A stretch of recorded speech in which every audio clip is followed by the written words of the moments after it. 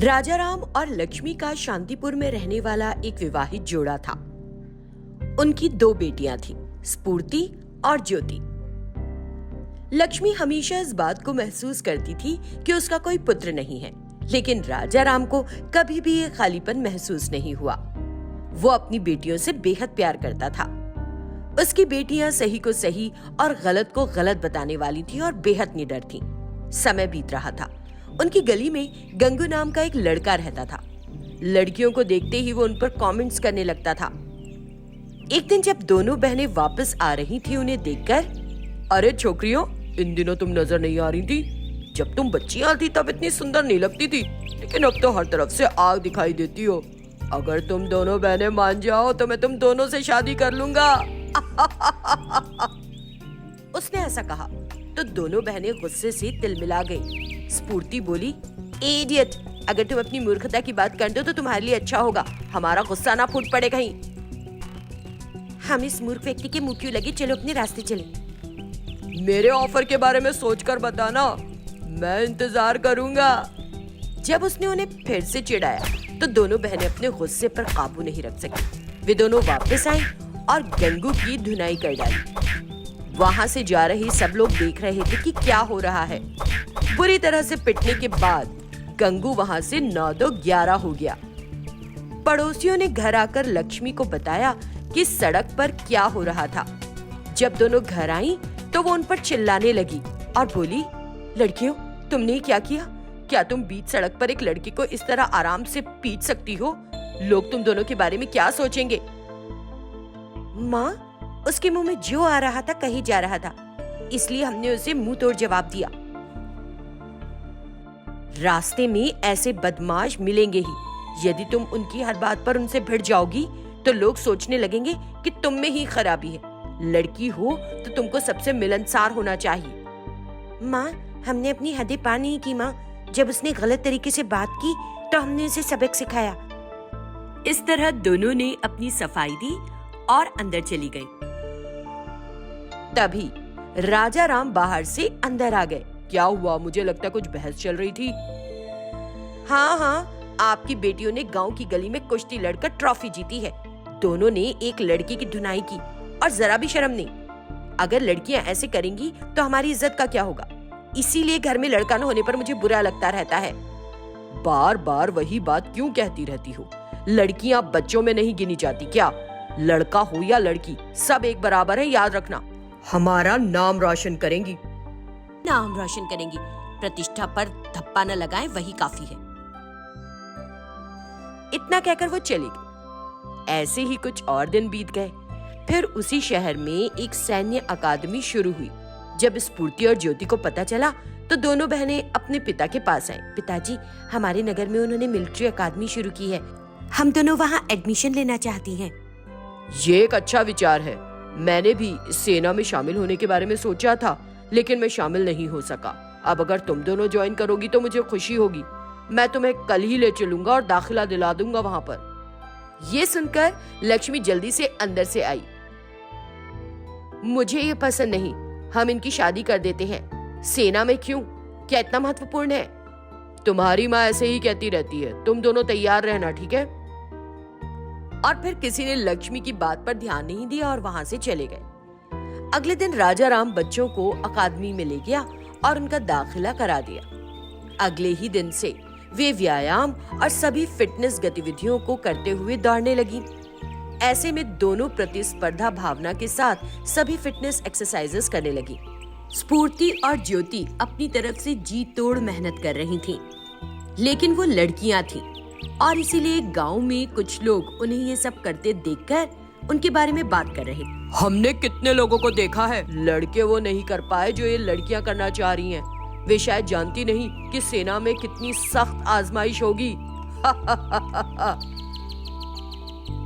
हाँ, तुम जो कह रहे हो वो सच है, लेकिन हमें लड़कियों को इस तरह का काम करने के लिए प्रोत्साहित करने के लिए पिता को दोष देना चाहिए। लोग उनके बारे में इस तरह की बातें कर रहे थे।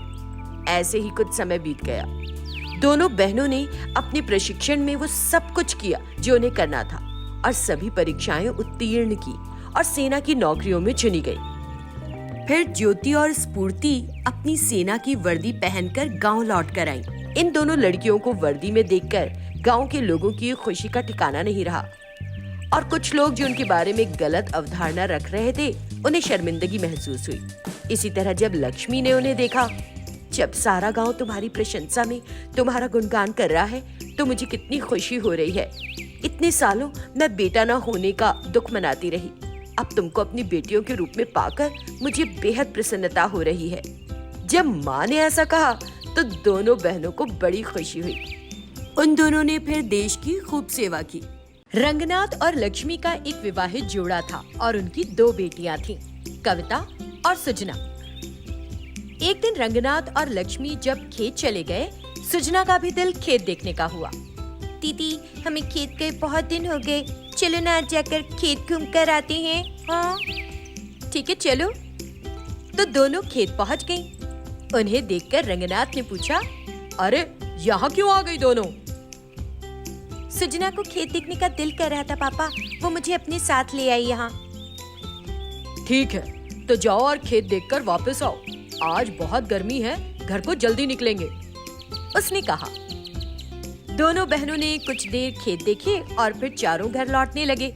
चारों पैदल घर जा रहे थे कि उन्होंने रास्ते में एक पपी को देखा जिसे चोट लगी थी। वो चल नहीं पा रहा था और कूकू कर रहा था।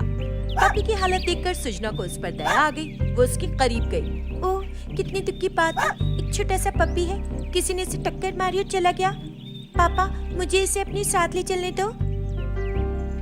नहीं नहीं, मैं इसे अपने साथ नहीं ले जाना चाहता, यहीं छोड़ दो।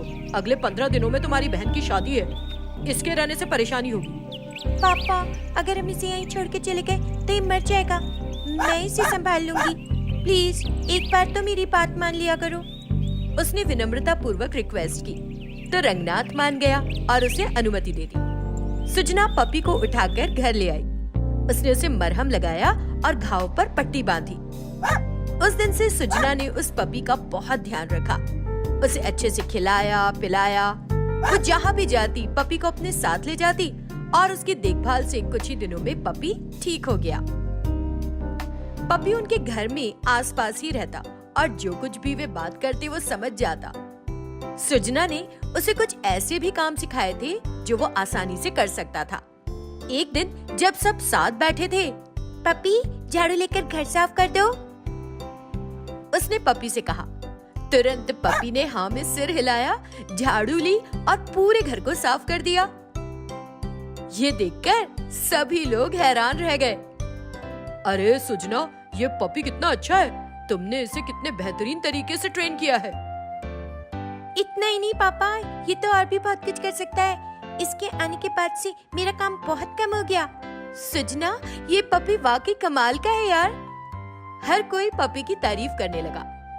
बाद में कविता की शादी धूमधाम से संपन्न हो गई और वो अपने ससुराल चली गई। कुछ महीने बीत गए। वो छोटा सा पपी अब बड़ा हो गया था। उसका नाम रखा ड्रैको और सुजना जहाँ कहीं भी जाती उसे साथ ले जाती।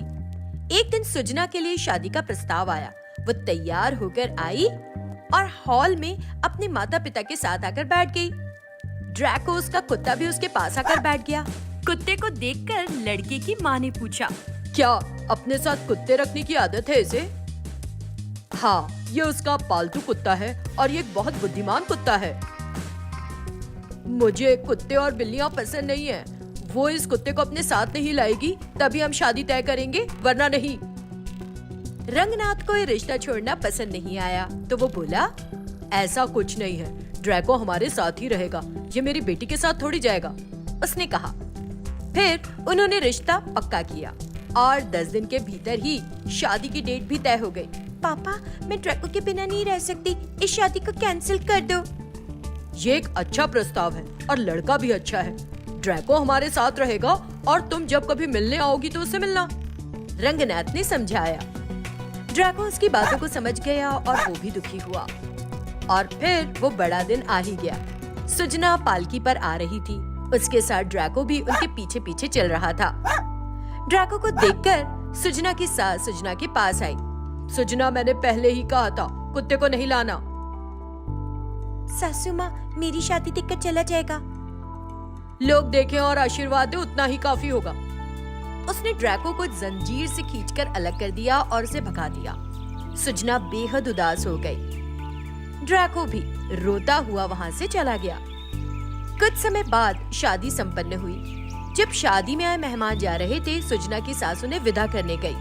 अचानक एक चोर आया और उससे सारा सोना छीनकर भाग गया। मेरा सोना! चोर! चोर! कोई है, चोर को पकड़ो! वो रोने लगी। वो चोर काफी दूर भाग गया। तभी ड्रैको, जाओ और चोर को पकड़ लो, सुजना जोर से चिल्लाई। ड्रैको उसकी बात समझ गया और तुरंत दौड़ा और चोर पर उछल पड़ा। उसने चोर से सारा सोना खींच लिया और फिर वापस दौड़कर आया और सारा सोना सुजना की सास के हाथ में रख दिया। तब उसे समझ में आया कि ड्रैको तो बड़े कमाल का कुत्ता है। उसे तुरंत अपनी गलती का एहसास हुआ। मुझे माफ कर दो ड्रैको, मैंने वास्तव में तुम्हें कम करके आंका। अगर ये कुत्ता ना होता तो हम लाखों का सोना खो देते। सुजना, तुम ड्रैको को भी अपने साथ लाओ। इतना कहकर उसने अनुमति दे दी। परमिशन पाकर सुजना और ड्रैको खुशी से नाचने लगे। सुजना और ड्रैको को कोई अलग ना कर सका।